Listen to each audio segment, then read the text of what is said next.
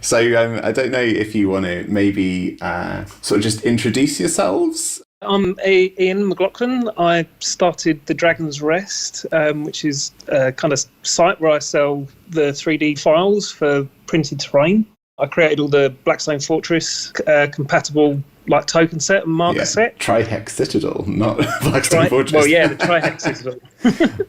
Well, I named it that because I wanted it to actually be a bit more than just stuff for Blackstone Fortress. Oh, yeah, The idea was that people would take what I'd done and use it in the Blackstone Fortress and then kind of expand their games from there, which I think a few people have been doing in some of the groups that I've seen, which is good.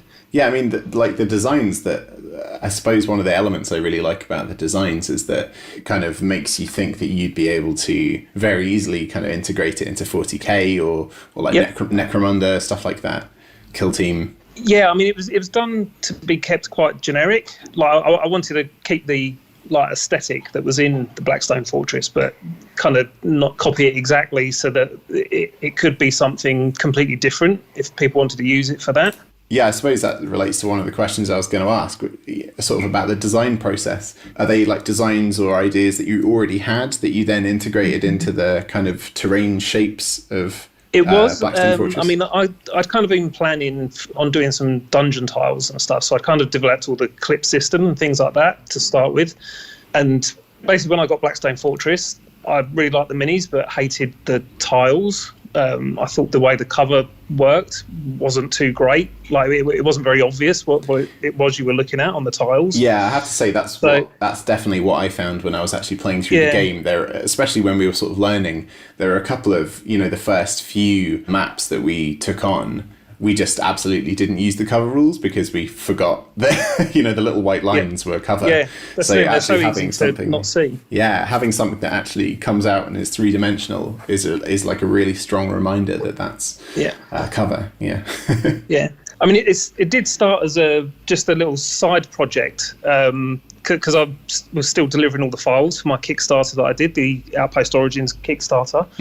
I didn't want to take too much time away from that, doing the Blackstone Fortress stuff. So I was only going to do, or I think it actually, when I first released it, it was just a couple of cover tiles. There was like a single cover tile and a double cover tile, and then a blank kind of tile. So you could create any combination of those to build any of the kind of cover combinations in Blackstone Fortress. Gotcha. And once I kind of completed that, I think I worked out a way of integrating something a bit more sculpted into the actual tiles, and it just started growing and growing. Yeah. As everything that I do just got a bit out of hand, and something that was only going to take me 2 days ended up taking me about 3 weeks. 3 weeks is still pretty good though. That's good going. Yeah.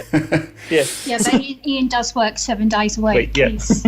He just doesn't stop. Goodness me.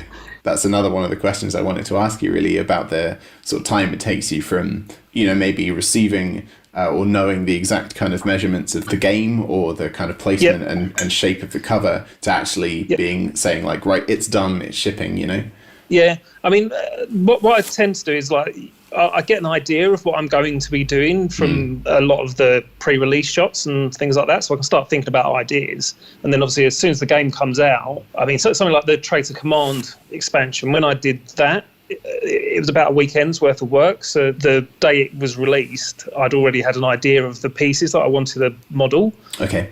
So I kind of rushed out, bought the expansion, came back and started measuring stuff up and checking things were going to work. Because a lot of the time, like if something's not going to work for every option in the game, it's kind of a piece that I wouldn't want to change. Like I don't like something to only work in one situation. I like it to be used in kind of various situations so that people get more than one use out of that tile or sure, yeah, piece of cover and things like that. So, but yeah, I mean, Traitor Command was about a weekend's worth of work on the design, and then there was the kind of test prints, and we do like quite a lot of test printing so that stuff prints without supports, which is quite important. Nice. When we're designing things. It's one of the key things we like to focus on.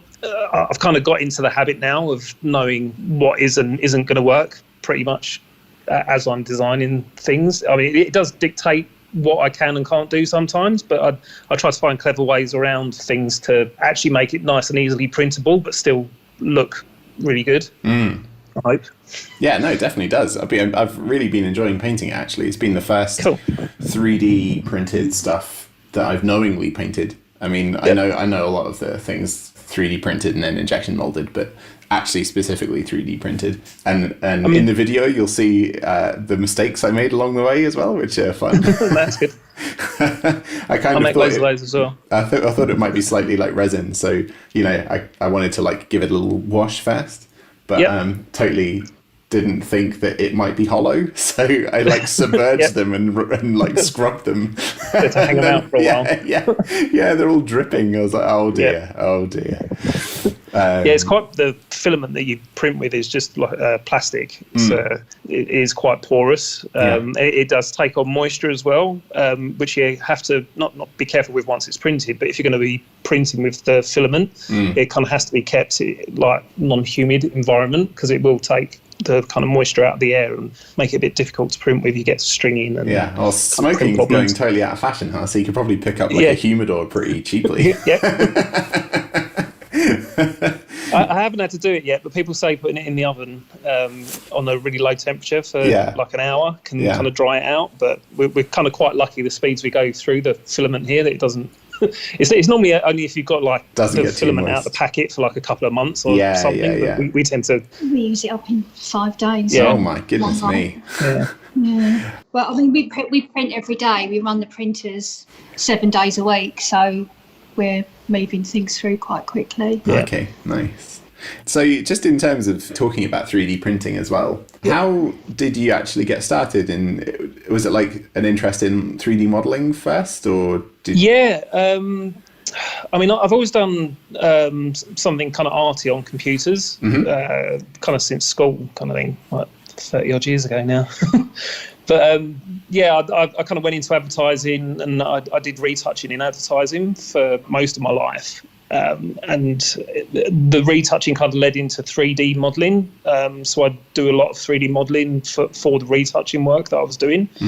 The 3D modelling side was always the fun part of it for me. So I wanted to get into animation and movies and stuff at some point. So I'd really threw myself into training on like 3D modelling and a little bit of animation and stuff for movies. But I ended up going off on a bit of a tangent, really. And I found it was the modelling side was the part that I enjoyed, not the actual animating, the animating and stuff like that. Yeah, they're quite different skills, apparently. Yeah, I mean the whole process you go through, like all the texture work and stuff that you have to do, is like a completely different skill again. I mean, these were all things that I had to do for my advertising work that I do. So I enjoyed the speed that when you're modelling, you're like, it's getting the ideas out, and then the rest of it is finessing it, and that's kind of what takes a long amount of time. Whereas doing 3D prints or doing the modelling for 3D printing, you're kind of cutting out all of that boring bit till you get to the the fancy picture. You get to do the kind of modelling, and then there's a bit of tweaking, and then it actually pops out the printer. Is like great fun. Seeing stuff that was in your head. Yeah, it's something that I'm personally quite interested in doing. In the past, I've been quite involved in various arts. And I feel like sculpting on the computer would be quite a rewarding process. And I imagine it is one of those things that, in about 20% of the time you can get 80% there. It's that kind of thing, isn't it? And then the rest of the time it's like doing all the little touches and tweaks. Well, it's like with the Kickstarter that I did for the Outpost stuff, a lot of the stuff actually looked finished, but it'll be like a year next month. When I actually started the Kickstarter, but I'm still working on some of the files now. But that's one of those things that started off not small, but as I started building stuff for the Kickstarter, it kind of expanded, and I started seeing more ideas of where I could take the pieces that I'd wanted to kind of create. So something that was only going to take a couple of days worth of designing ends up becoming a few weeks. And I think the people who backed me understand the way I work now, and they quite enjoy it, because they're getting like a lot of stuff that they didn't realise what I had in mind for in the first place. And now they're it's nearly complete now. Now they're starting to get all the pieces. Everyone's kind of a bit surprised about the amount of stuff that they've got and what they can actually do with it as well. Nice. It's turned into like space Lego as opposed to Space Lego. You can try and sign copyright pieces. it. Don't do Lego. Yeah, it's Lego. Spego. That might work. 3D printing, as far as most people are aware, essentially come out of nowhere in the last, I don't know, like 5-10 years. Yeah, I mean, it's been around for quite a while because it's like the additive manufacturing process, which is what it is. It's been around like a few decades. Yeah. But it was always just like industrial stuff that it was used for. But the home kind of side of it has like really consumer-y, kind of taken off. Yeah. And the printers have just got cheaper and easier to use. Like they still have their little quirks, and it does become a hobby in itself. Like you have to be quite, not mechanically minded, but like if you could build a PC, you could probably handle a 3D printer. It's not that complicated a thing. It's just plugging in a few parts, and yeah, of course. You get a few kind of problems when you get like nozzle blockages and stuff like that. But as long as you look at it logically and see what is going life wrong. Problem. That's not just a 3D printing problem. Nozzle blockages. Always. I mean, you say like, the 3D printing becomes a hobby in itself, but honestly, the amount of trouble I usually have, even just trying to get my inkjet printer to print the way I want it to, there's there's science involved. I'd actually say they're easier than inkjet printers because the software. That's the other thing you have to learn. There's like another side of the software that you need to slice the actual files that you get that tell the printer where to kind of lay the bits of plastic down. But yeah, I mean, it does become another hobby in its own right, I think. Yeah. Like once you start printing, you can't kind of stop, and then the printers start multiplying. Yeah. We got 12. Well, Sam's got 12 of them. Oh my word! Sometimes I'd like another 2. They're like cats. You keep collecting them once you start. Would you say there was anything that you particularly enjoyed about the aesthetic and design of Blackstone Fortress that you really liked creating in the models, or like anything you didn't like? Yeah, again, it was because it wasn't too 40k. I thought the blend of the corrupted kind of chaosness of the fortress kind of took it away from it wasn't. I mean, I know there's like a lot of skulls and stuff in it. The gothicness was gone, I think.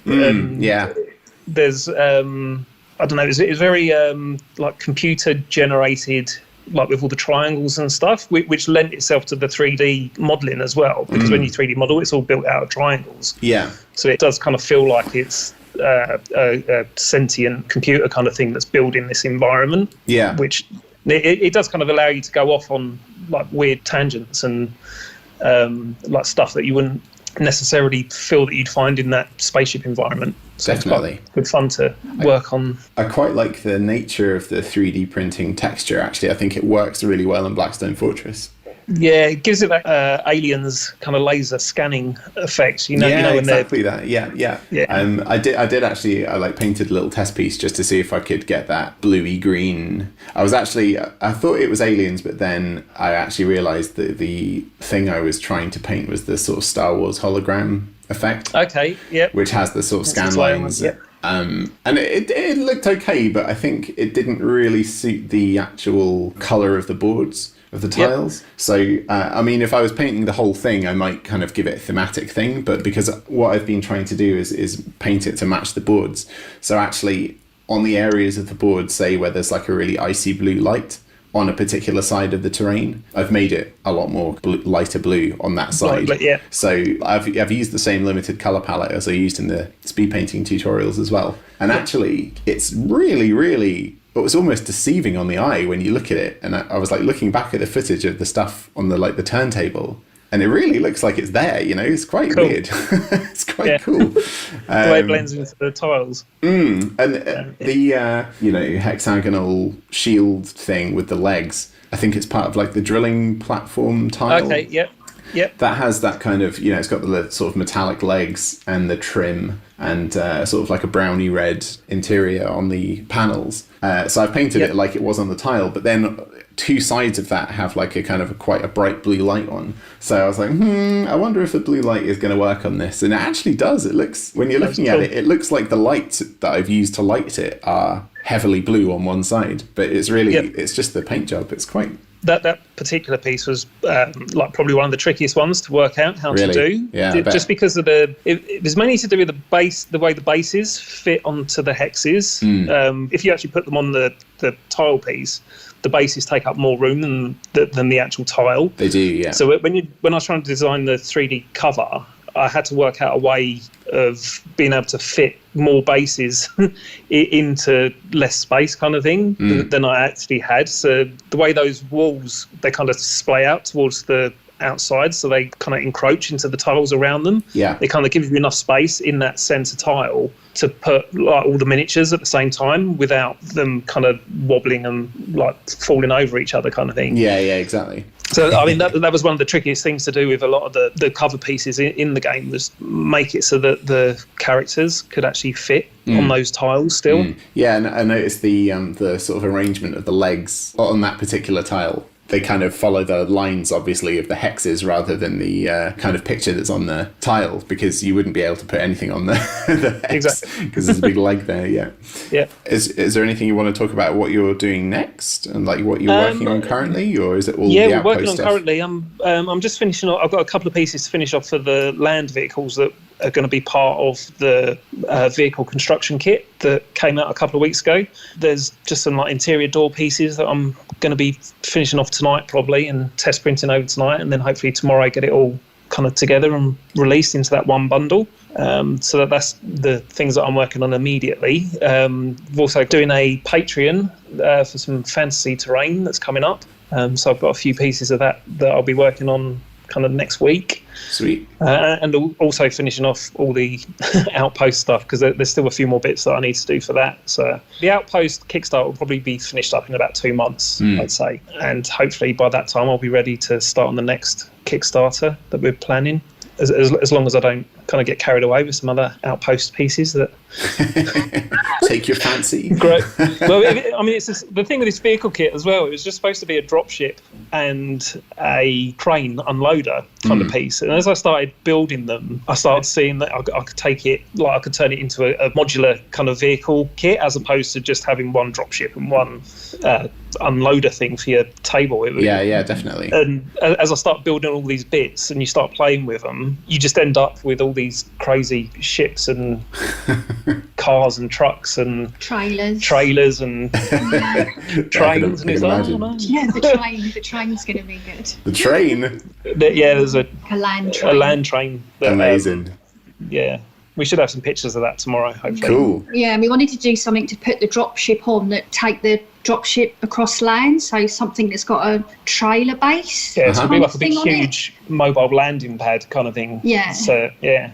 Awesome. Like this massive trailer, which should be good. But this is the thing as well. I think a lot of people thought the vehicles that I was going to do were going to be, I don't know, similar in size kind of thing to the tanks in 40k or something like that. But they're more terrain pieces rather than vehicles. Yeah. So a lot of the guys who play Infinity and stuff have been really enjoying them because they make great like objective rooms and things like that. Yeah, I can imagine. I mean, the designs look awesome as well. I suppose one of the things that's quite good about 3D modelling is that you can obviously just scale it if you're going to print it yourself. With the printing as well. That's the thing, you can actually scale it. I mean, we've printed one of the dropships at 50%, and it ends up kind of quite small. It looks like a little drone, which is pretty cool. So nice. I'm sure once I do the weapons pack and stuff for them, like they'll make some cool little one-man drones and things with guns on the side and turrets and stuff like that. Sweet. Cool. One of the things I wanted to mention, actually, I didn't write it down, but I find it strange that Games Workshop didn't include terrain in Blackstone Fortress, or at least some way to kind of show the cover rather than just the white stripes. Yeah. Now, I was a huge fan, I still am a huge fan of the old 90s Necromunda. And I was really excited when they announced that they were going to re-release it, and then really disappointed when it was re-released because I just found that the terrain was really lackluster, and the customizing ethos that the original Necromunda had was pretty much gone. But that's not really what I was going to talk about. I was going to say that I'm just quite impressed that just a very small team of people can create such good quality stuff when essentially a whole company aren't even offering anything, for people to do that kind of stuff. It seems strange, if I was, I'm not saying I should run Games Workshop, but but I would maybe offer the simple game, like the simple board game, but then also have a sort of like a deluxe edition or something that had 3D elements. That well, that's the thing. I think there's a market for people who want to like pimp their game. I mean, a lot of the stuff we've been getting, like Zombicide and stuff like that. Like you've got the base game and you've got the characters, but you want to bring it to life when you're playing, and it just gives it that, I don't know, you just get a bit more immersed in the kind of setting if you can actually see, like, it doesn't have to be like a full-on 3D printed board and stuff like that, but it's just like some kind of little design cues and stuff for just even doors, and like the cover in Blackstone Fortress would have been a perfect kind of thing to have. But yeah, it does seem strange that they don't do stuff like that. Well, it's more business for you, so yeah. I mean, one thing I know, like, because we've been looking at doing some stuff for Warcry as well. Like before it came out, we were thinking about, like, with the fantasy terrain that I'm going to be doing on the Patreon, it'd be nice to do some stuff that could work well with Warcry. But I think they're trying to tie in the terrain just to their games, which is why they've kind of dropped the cards and stuff in Warcry. So you've got like the specific cards in Warcry to play on the specific terrain that is Games Workshop stuff. So I don't know if they're kind of thinking along lines of that, of not having people making their own terrain so much for their games. Yeah.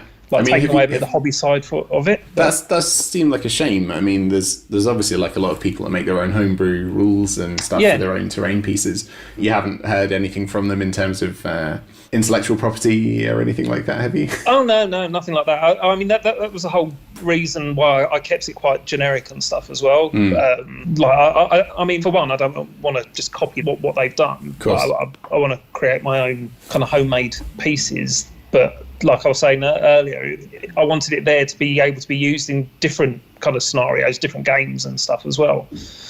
So Sam's had a few people order kind of pieces for just to be used as cover terrain and stuff for games of 40k and Infinity and things like that. It's always kept it generic enough that it wouldn't be looked at as I was copying what they were doing. No identifiable symbols or anything. Yeah. No intellectual property emails, but have you received any recruitment emails? No, none yet. I know. I saw, who's the Games Workshop painter guy, does the painting videos. Oh, Duncan Rhodes? Duncan. He actually liked someone had painted the Blackstone Fortress set, and I saw that he'd liked it. Oh yeah. Which is quite funny. I mean, obviously he wouldn't be able to kind of comment on it, but I'd actually seen that he'd liked what they'd done. So. Yeah, you had a bit of, yeah. That was really strange when it was like March, when I kind of started posting more regularly on the channel and made, this speed painting series. And it just seemed like everyone started doing speed painting videos. Yeah. It was sort of as I was getting to the end of it, and it's like my subscribers were flying up. I was like, hang on a second. Hang on. And now I feel like I've done my own little part, making things a bit more accessible to people, which is nice. Yeah. I mean, it was the same with the kind of terrain, really. I love it. I mean, I didn't expect it to be as popular as it was. I'm seeing your stuff everywhere at the moment, which is really nice. And that's the funny thing, like when you're scrolling through Facebook and it's like, you just kind of catch glimpses of it. But it's nice to be able to work with people sometimes, because we just don't have time to finish things off. We can't sit down and paint them and get things done. I mean, there's no time to play anything anymore. It's been great. Like that's the problem, isn't it? The last 8-9 months. I mean, at the moment, I'm pretty much. I mean, I was up at it was 6:30 this morning and started working, God. I didn't finish until we started talking at 6:30. You're getting the beers in now, though, right? It's a Saturday night. I'll get the beers in, but I'll still be working. It's just going to be way more all those sloppy. wonky models, you'll know it was like after tonight. Oh, these tiles don't fit together. They're the Saturday night models. Anything goes. Did you want us to explain a bit about why we have like the two different sites? So one is to basically- buy the 3D files to print yourself, and one is to buy the actual products. Yeah. Yeah, and the reason it was separate was I started off just doing the file. Like it was the main concentration was just doing the files. And then when we started printing, Sam was running the printers for my test files and stuff. And then we decided it would be a good thing. I have licensed printers sort of all around the world who print the stuff for us, but we also want to be able to sell it ourselves. So Sam basically set up Tabletop Terrain.shop as a separate kind of entity to the Dragon's Rest. So like the Tabletop Terrain.shop operates as its own thing, completely separate from what I do. It allows Sam to kind of be able to print some of the other designer stuff, because there's like a lot of great terrain out there from like other people doing like loads of fantasy stuff and other sci-fi things. That I mean, it's all about getting great terrain on people's tables. So good value for money as well. You know, that's one of the kind of main aspects I think that people really enjoy as well. That if you have a 3D printer, the level of entry. You know, wait, what's the phrase? There's an actual phrase, isn't there? Yep. My brain's just not working. It's too early.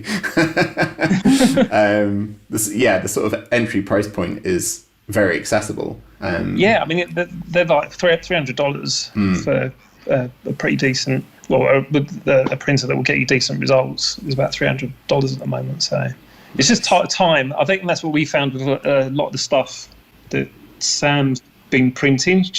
You'll get like orders from people who have 3D printers, but it's because that, like, especially with the big Blackstone Fortress set, you're looking at it's three days on 12 printers 24/7. So it's a lot of printing time. For the big deluxe set, which is all the big tiles.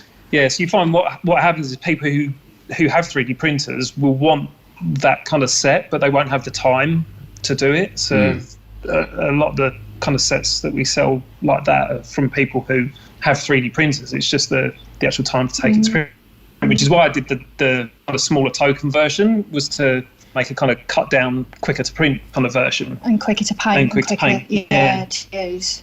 If you want to try painting your own 3D printed terrain and follow the Midwinter Minis tutorial, go to www.tabletopterrain.shop and use the discount code MWM15 for a 15% discount across anything on the store, and it's valid until the end of September 2019.